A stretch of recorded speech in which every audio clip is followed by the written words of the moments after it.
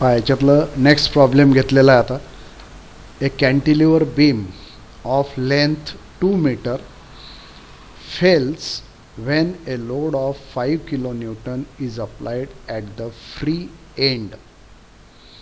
If the section of the beam is 30 mm wide and 60 mm deep, find the stress at failure. थोडक्यात cantilever आहे आणि त्याच्या free एंडवर load लावला आहे, म्हणजे बेंडिंग स्ट्रेसचा प्रॉब्लेम आहे. त्या कॅन्टिलिव्हर बीमचा जो सेक्शन आहे तो वापरलेला आहे, त्याचे डायमेन्शन दिलेले आहे, विड्थ 30 mm आणि depth 60 mm. So given length 2 meter, load 5 kilonewton W, width of beam 30 mm, depth of beam 60 mm.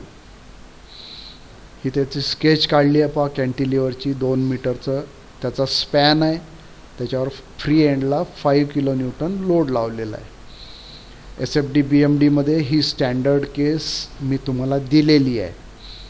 तर या 5 kilonewton किंवा W kilonewton फ्री एंडला लावलं असेल तर bending moment developed is W into L.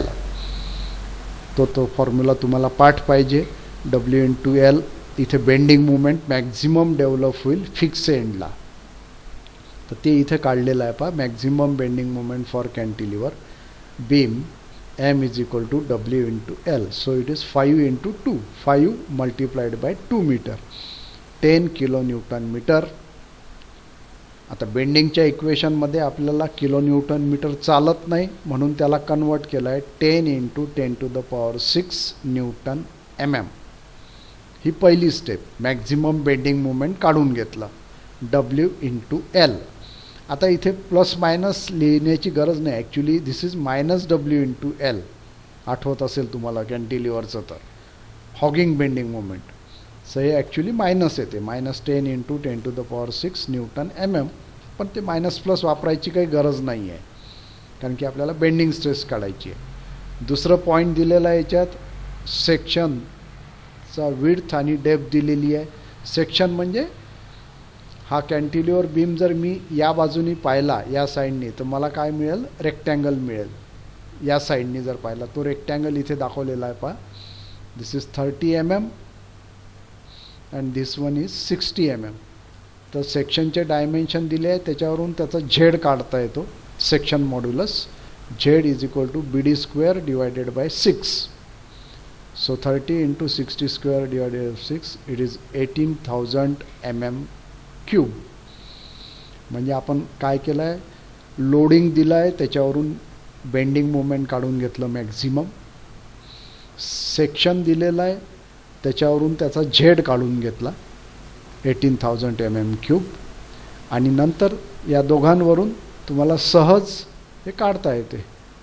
काय विचारलं आहे त्यांनी, find the stress at failure. म्हणजे बेंडिंग स्ट्रेस आपल्याला काढायची आहे, ती आपल्याला काढता येते. Sigma max is equal to stress at failure, it is equal to M divided by Z. हा फॉर्म्युला आपण पाहिला आहे. M is equal to sigma max multiplied by Z. त्याच्यावरूनच हा फॉर्म्युला आहे. Sigma max is equal to M divided by Z, failure stress. Actually this is bending stress. तर एमची value लिहिली Newton MM मध्ये, M divided by Z. So you get the answer 555.56 Newton per mm square. असं 3 स्टेपचं हे problem आहे. Bending movement, section modulus and then stress at failure means bending stress M divided by Z. अशा 3 step करायच्या आहेत त्याच्यात. Okay. तर तो triangle वेगळा काढायचा का? कुठला? तो 30/60. हा काढला तरी चालतो, नाही काढला तरी चालतो, याचा काही प्रॉब्लेम नाही आहे. हा दाखवला पाहिजे असं काही नाही आहे. ही व्हॅल्यू महत्त्वाची आहे. झेड BD स्क्वेअर अपॉन हां B30 ना तो. हा जो बीम दाखवला आहे कॅन्टिलिव्हर बीम, या बीमला 3 डायमेन्शन आहेत. एक लांबी आणि या बाजूने पाहिलं तर या साईडनी जर तुम्ही पाहिलं, साईड व्ह्यू जर पाहिला याचा, तर साईड व्ह्यू तुम्हाला असा दिसेल 30/60 mm. तो थोडासा एनलार्ज करून दाखवलेला आहे, बाकी काही नाही. इथेच तो बनेल असा.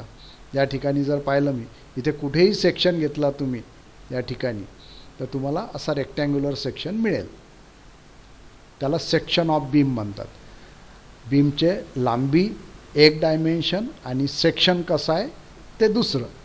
आता हा इथे 30/60चा रेक्टँग्युलर सेक्शन आहे. याच्याऐवजी त्यांनी असंही देऊ शकला असता 60 mm diameter bar is used, तर हा सर्क्युलर सेक्शन आला असता. तुम्ही हा रेक्टँगल काढणं आवश्यक नाही आहे, परंतु याच्यात व्हॅल्यू ज्या दिल्या आहेत त्याच्यावरून झेड बरोबर काढला पाहिजे depending on the section. Okay,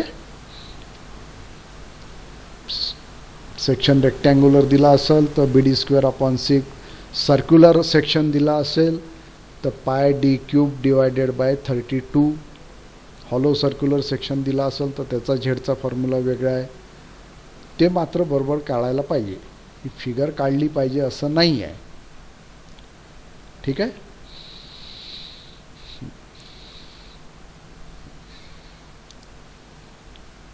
next, हे पुढचा प्रॉब्लेम.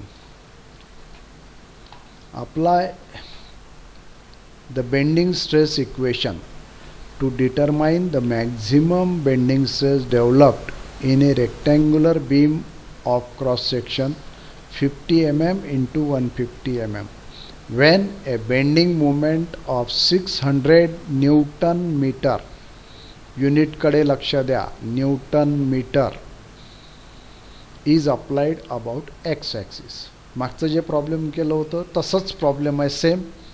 मागच्या प्रॉब्लेममध्ये बेंडिंग मोमेंट तुम्हाला काढावं लागलं होतं फॉर्म्युला वापरून WL.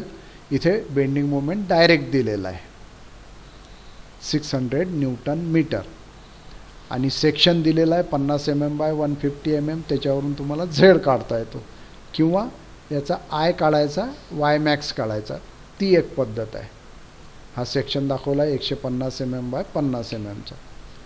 सो B 50 mm आहे, D 150 mm आहे. M बेंडिंग मोमेंट 600 × 10⁻³ लक्षात घ्या. न्यूटन मीटर, त्याचं न्यूटन MM करायचं आहे. तर न्यूटन आहेच तिथे ऑलरेडी, न्यूटन फक्त मीटरचं MM करायचं आहे, म्हणून मल्टिप्लाइड बाय 10⁻³ और मल्टिप्लाइड बाय 1000 मीटरचे MM करायचं असेल तर. हे कन्व्हर्शन फार महत्त्वाचं आहे. मी वारंवार सांगून राहिलो आहे तुम्हाला. हे काढून घेतलं आपण 600 × 10⁻³ न्यूटन MM. न्यूट्रल ॲक्सिसवरचा I moment of inertia BD³/12, 50 × 150³ B 50 आहे, D 150 आहे. So it comes out to 14.06 × 10⁻⁶ mm⁴. Y max depth 150 आहे, त्याच्यामुळे वाय मॅक्स तुमचा 150च्या अर्धा 150/2 75 mm. So using sigma B max divided by y max is equal to m divided by I. आता आपल्याला m माहीत आहे, I माहीत आहे, हा वाय मॅक्ससुद्धा माहीत आहे. हा इकडे मल्टिप्लिकेशनला जाईल, गुणीला, आणि त्याच्यावरून मग सिग्मा B max काढता येईल आपल्याला. So sigma B max is equal to m divided by I multiplied by y max. m divided by I multiplied by y max. So it comes out to 3.2 Newton per mm². Same problem आहे. मागचा problem आणि हे problem सारखंच आहे, फक्त फरक एवढा आहे, मागच्या प्रॉब्लेममध्ये कॅन्टिलिव्हर विथ लोड दिलं होतं, त्याच्यावरून बेंडिंग मोमेंट काढलं. इथे बेंडिंग मोमेंट डायरेक्ट दिलेला आहे. तुम्ही त्या फॉर्म्युल्याने सुद्धा हे प्रॉब्लेम सॉल्व्ह करता आलं असतं. m divided by Z. इथे आय आणि वाय मॅक्स काढायच्या ऐवजी मी डायरेक्ट झेड काढू शकलो असतो. Z is equal to BD²/6 आणि त्याच्यावरून मग m डिवायडेड बाय झेड करून सुद्धा ही व्हॅल्यू मिळाली असती. आता यांनी मी हे असं का बरं वापरलं आहे तर त्यांनी वरती म्हटलं आहे apply the bending stress equation, म्हणून हे वापरलं. Sigma B max divided by Y max is equal to M divided by I, हे बेंडिंगचं इक्वेशन आहे, त्याच्यावरून बेंडिंग स्ट्रेस काढलेली आहे. Okay, next.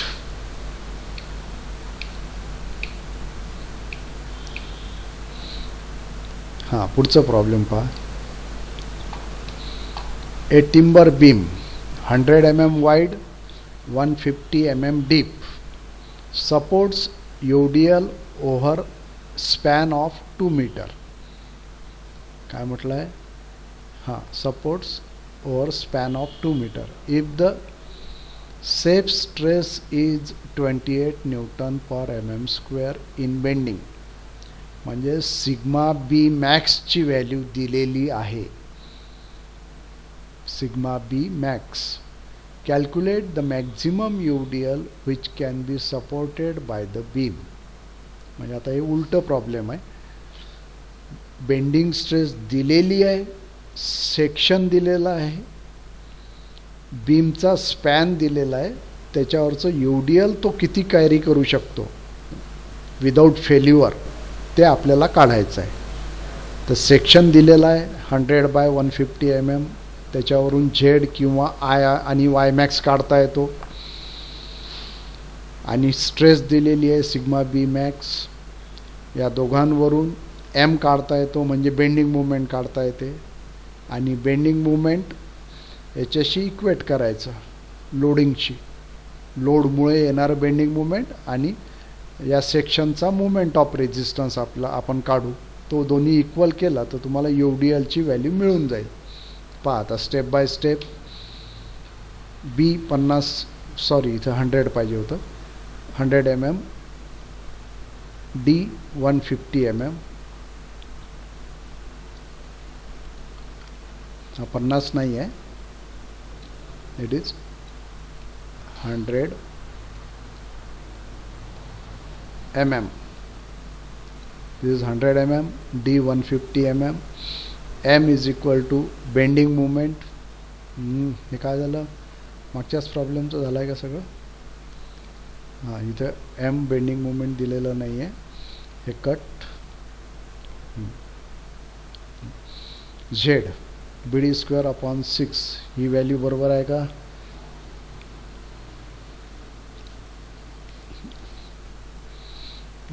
BD square upon 600 multiplied by 150 square divided by 6.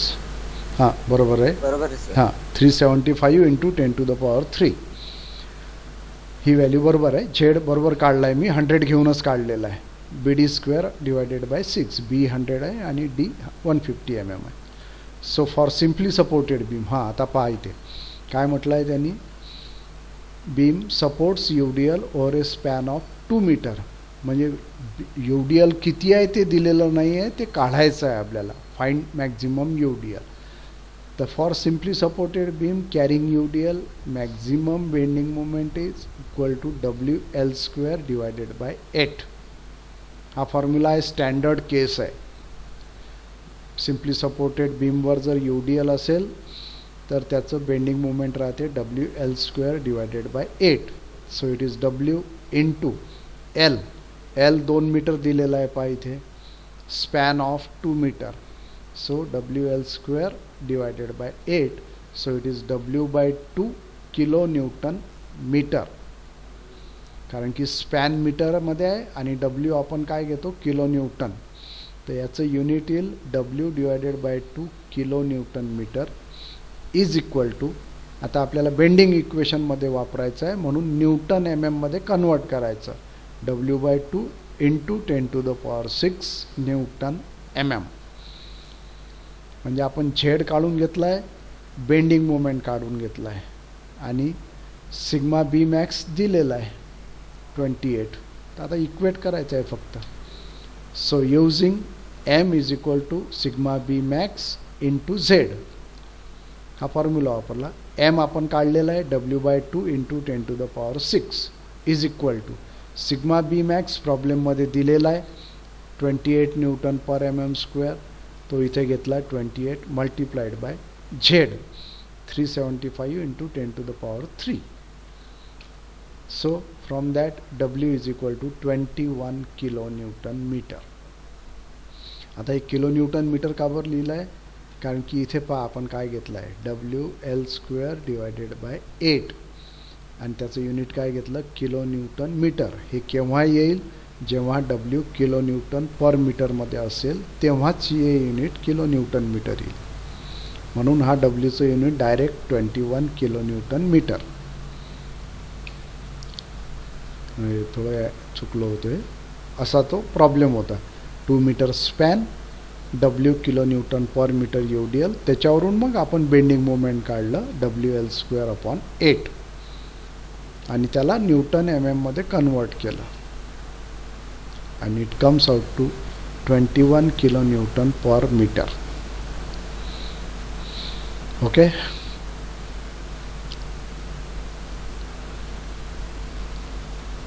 Problem व्यवस्थित पाहून घ्या. उलटा आहे हां. W काढला आपण, बाकीचं सगळं दिलेलं होतं. You have to find the value of W UDL intensity. तर ती आपली आली आहे 21 किलो न्यूटन पर मीटर.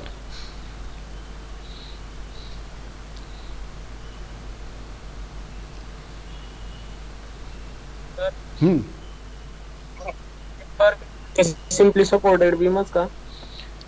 हां, यांनी काय म्हटलं आहे? Supports a UDL over a span of 2 metre. जर काही दिलेलं नसेल, आता ॲक्च्युली इथं म्हटलं असतं तर जास्त चांगलं झालं असतं सिम्पली सपोर्टेड बीम, पण काही म्हटलं नसेल तर you should consider it as simply supported. Cantilever असेल तर स्पेशली तो शब्द वापरला जातो कॅन्टिलिव्हर बीम. असं जर म्हटलं असेल supports a UDL over a span of 2 metre, तर स्पॅन जनरली तो मग सिम्पली सपोर्टेड बीम समजायचं त्याला. काही गोष्टी बऱ्याचदा परीक्षेत प्रॉब्लेममध्ये एखादा वर्ड नसला तरी आपल्याला तो अंदाज लावून बरोबर घ्यावा लागतो. ओके. आणि जनरली प्रॉब्लेम 2 प्रकारचे येतात त्याच्यात बेंडिंग स्ट्रेसमध्ये. एक तर कॅन्टिलिव्हर किंवा सिम्पली सपोर्टेड, असे 2 प्रकारचे येतात, बाकी काही येत नाहीत. Next problem. Calculate maximum stress induced in a circular pipe of external diameter 60 mm, internal diameter 40 mm and length 5 meter when the pipe is supported at its ends and carries point load of 100 Newton at its center. Similar problem आहे, फक्त section बदललेला आहे. Simply supported beam of 5 meter span. आता हा जो simply supported beam आहे हा pipe वापरलेला आहे. पाईप वापरला आहे, त्याचं इंटरनल डायमीटर 40 mm आहे आणि एक्सटर्नल डायमीटर 60 mm आहे. हा सेक्शन दाखवलेला आहे त्याचा हॉलो सर्क्युलर सेक्शन. आता या 100 Newton at the centre of span याच्यावरून बेंडिंग मोमेंट काढता येते WL/4. सेक्शनचे डायमेन्शन दिलेले आहेत, त्याच्यावरून त्याचा I आणि Y मॅक्स काढता येतो किंवा झेड काढता येतो. 2 पैकी एक काहीतरी काढायचं. एक तर झेड काढायचा किंवा मग I आणि Y मॅक्स काढायचा. इथे या प्रॉब्लेममध्ये I आणि Y मॅक्स काढलेला आहे. 2 पैकी काही करू शकता तुम्ही, उत्तर बदलणार नाही. So given external diameter 60 mm, internal diameter 40 mm, span 5 metre, load W 100 newton आणि सिम्पली सपोर्टेड बीम आहे. You have to calculate sigma max, sigma B max, maximum bending moment WL/4. Standard case WL divided by 4. So it is 125 newton metre. Load न्यूटनमध्ये आहे, इथे load न्यूटनमध्ये आहे आणि span मीटरमध्ये आहे. So this will be 125 newton metre it is equal to 125 into 10 to the power 3 newton MM. आणि यावरून मग पुढचं यावरून नाही, सेक्शनवरून त्याचा मोमेंट ऑफ इनर्शिया काढला I is equal to pi by 64 external diameter to the power 4 minus internal diameter to the power 4. ती व्हॅल्यू काढून घेतलेली आहे, I ची व्हॅल्यू. त्यानंतर maximum stress will occur at top or bottom layer माहीत आहे तुम्हाला, दॅट इज वाय मॅक्स हा 60 आहे. न्यूट्रल ॲक्सिस मधात राहील, बिलकुल मधोमध. तर वाय मॅक्सची व्हॅल्यू 60च्या अर्धी म्हणजे 30 mm होईल. 60 divided by 2 30 mm. So using M divided by I is equal to sigma max upon Y max. तर सिग्मा मॅक्स आपल्याला काढायचं आहे, तर M डिवायडेड बाय I हा वाय मॅक्स वरती जाईल multiplied by 125 into 10 to the power 3 into Y max divided by I. So it comes out to 7.345 Newton per mm square. आता याच प्रॉब्लेममध्ये एक वाक्य असं टाकू शकतात, draw bending stress distribution diagram. Draw bending stress distribution diagram तसं जर टाकलं तर तुम्हाला एक स्टेप ॲडिशनल करावी लागेल. इथे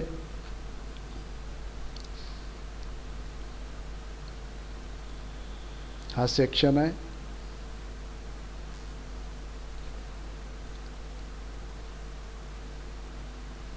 हा बेंडिंग स्ट्रेस डिस्ट्रीब्युशन डायग्राम तुम्हाला काढावा लागेल.